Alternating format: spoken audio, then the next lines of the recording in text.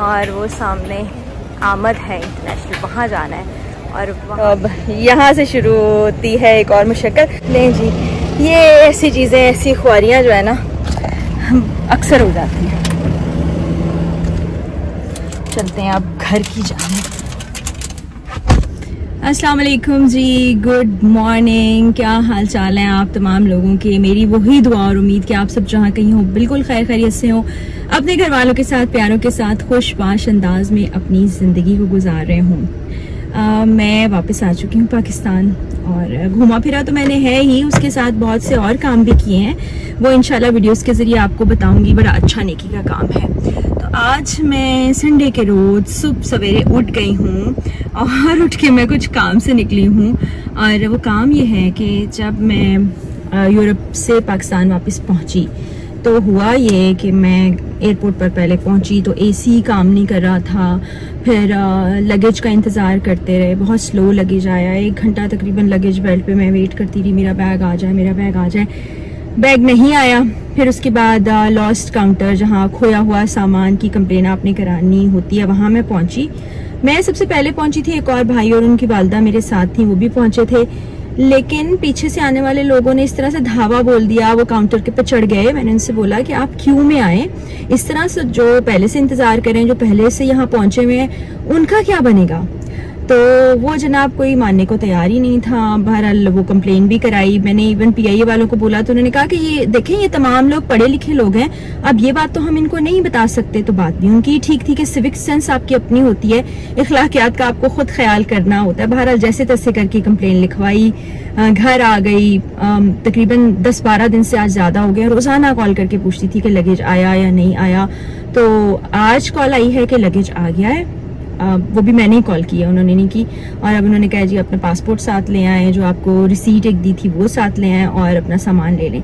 तो अब मैं आई हूँ सामान लेने के लिए, देखते हैं सामान मिलता है नहीं मिलता किस हाल में, वो भी आपको आज के व्लॉग में दिखाती हूँ। तो ये जनाब हम एयरपोर्ट के अंदर दाखिल हो चुके हैं हाते में, और वो सामने आमद है इंटरनेशनल, वहाँ जाना है और वहाँ से हमें सामान मिलना है। देखते हैं सामान मिलता है और क्या हाल होता है उसका।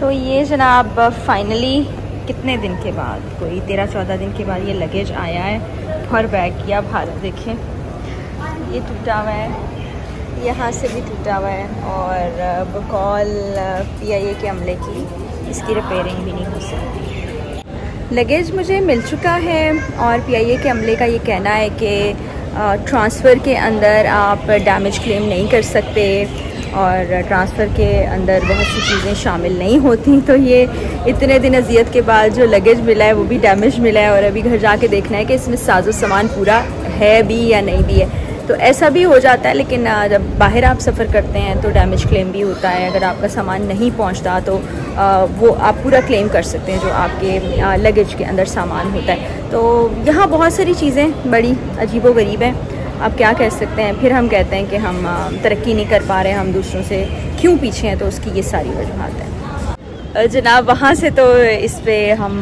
ट्रॉली पे रख के ले आए सामान, लेकिन अब इसको यहाँ से गाड़ी तक सामान को खुद ही लेकर जाना है, और एक टायर टूटा हुआ है और सामान भारी है, तकरीबन 28 kg है।